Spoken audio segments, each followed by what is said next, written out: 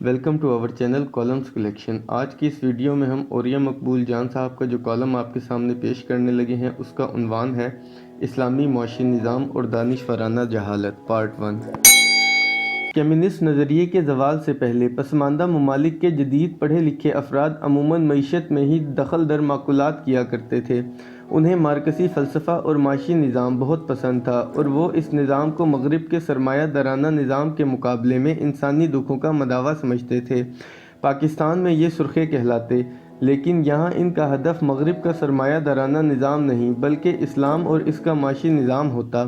وہ اس دور میں ایک ہی سوال کیا کرتے، کیا اسلام کا کوئی معاشی نظام ہے؟ اگر ہے تو جدید دور کے مسائل کا اس کے پاس کوئی حل بھی موجود ہے؟ اور اس معاشی نظام کے ماہرین کون ہیں، کہاں ہیں؟ مارکسزم دفن ہو گیا، لینن گراڈ سینٹ پیٹرز برگ کہلانے لگا، اور اس کے ماننے والے جو کبھی امریکہ کو لعنت ملامت کیا کرتے تھے اب اسی سرمایہ دارانہ نظام کی چوکھٹ پر سجدہ ریز ہو گئے۔ حیرت کی بات یہ ہے کہ اتنی بڑی کایا پلٹ کے باوجود ان کی اسلام سے دشمنی بدلی اور نہ ہی ان کا یہ سوال کہ کیا اسلام کا کوئی معاشی نظام ہے، اور اگر ہے تو اس معاشی نظام کے ماہرین کہاں ہیں؟ یوں تو اس سوال کا جواب ہر دور میں دیا جاتا رہا ہے، لیکن گزشتہ چند سال خصوصاً 2008 کے معاشی بحران کے بعد تو دنیا بھر کے معاشی مفکرین اسلامی معاشی نظام کی جانب سوچنے پر ایسے مجبور ہوئے کہ انہوں نے اسلامی معاشی نظام سے متعلق ذہنوں پر چھائی صدیوں کی جہالت کا پردہ پھاڑ کر رکھ دیا ہے۔ پھر بھی میرے ایک دوست کالم نگار کے کالم نگار بیٹے نے اپنے کالم میں طنزاً یہ فقرہ تحریر کیا ہے کہ اسٹیٹ بینک کی مانیٹری پالیسی کیا ہوگی؟ یہ اسلام کا نہیں معیشت کا سوال ہے۔ اس کا جواب مولانا مودودی نے نہیں جان مینارڈ کینیز نے دینا ہے۔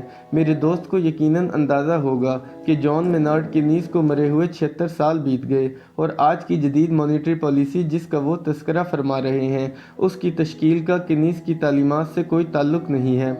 آج کی معاشی دنیا امریکی شہر برٹن ووڈ میں 44 ملکوں کے 730 ماہرین کے قائم کردہ عالمی مالیاتی یا مانیٹری نظام کی پیداوار ہے، جس کا تعلق معاشیات کے نفس مضمون سے نہیں بلکہ دنیا کو معاشی طور پر غلام بنانے کے لیے ایک سسٹم کو زبردستی لاگو کرنے سے ہے۔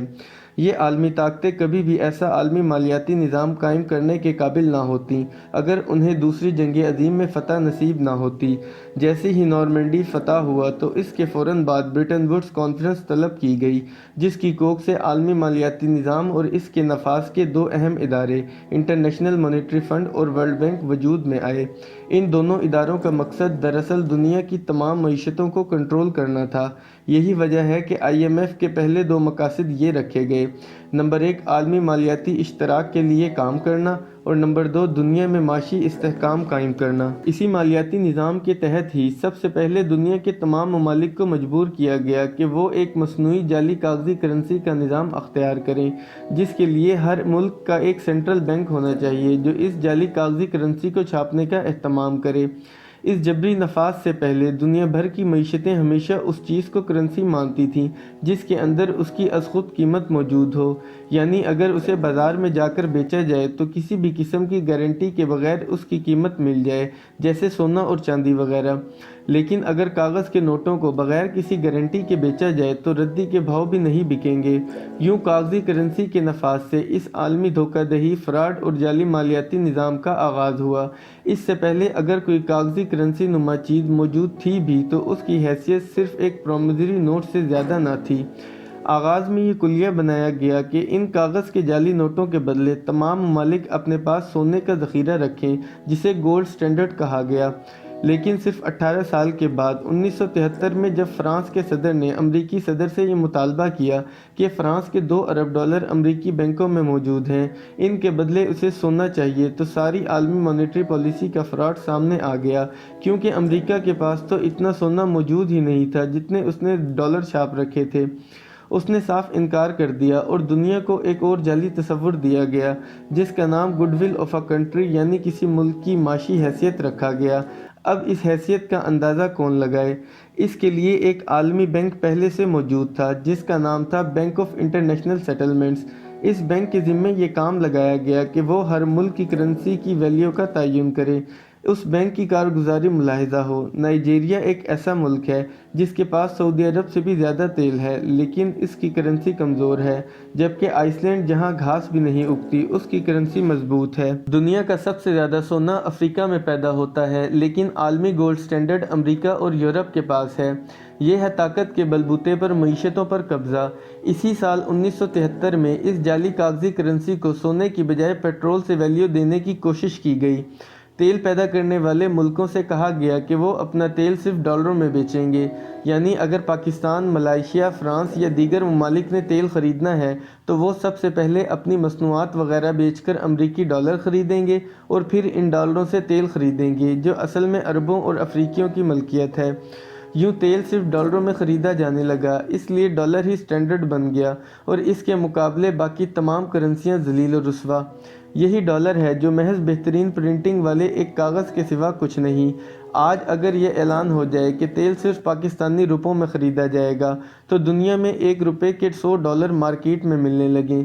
इस सारी मॉनेटरी पॉलिसी का ना मईशत से कोई ताल्लुक़ है और ना मौलाना मौदूदी और कैनीस से। इस आलमी मॉनेटरी पॉलिसी से ना किसी मुल्क की पैदावार में इजाफा होता है और ना ही मईशत की दुरुस्तगी की जाती है। ये तो ताकतवर कुव्वतों का ज़बरदस्ती नाफिज किया गया फ़्रॉड है।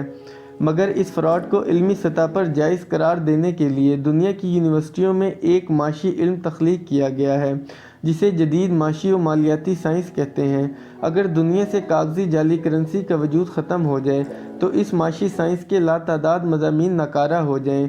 मसलन पाकिस्तान के सोने के सिक्के और फ्रांस, बरतानिया और अमेरिका के सोने के सिक्के में रत्ती बराबर भी फ़र्क नहीं होगा। ये सब एक दूसरे के मुतबादिल के तौर पर काम करेंगे और यूं जदीद माशियात का वो इल्म जो एक्सचेंज रेट से ताल्लुक़ रखता है बिल्कुल बेकार हो जाएगा। इसी तरह कागजी नोट छाप कर जो अफराते ज़र पैदा की जाती है, इसका मजमून भी निसाब से खारिज करना पड़ेगा। इस आलमी मालियाती सूदी निज़ाम का कोई ताल्लुक़ माशी साइंस से है और ना माशी तजिए से, बल्कि आलमी ताकतों की कुव्वत नाफज़ा से है। अगर इसका कोई ताल्लुक़ माशी तरक्की से होता तो जापान मुद्दतों आलमी मईशत पर छाया रहा, लेकिन इस बेचारे को तो सिक्योरिटी कौंसिल में मुस्तकिल नशिस्त भी नहीं दी गई।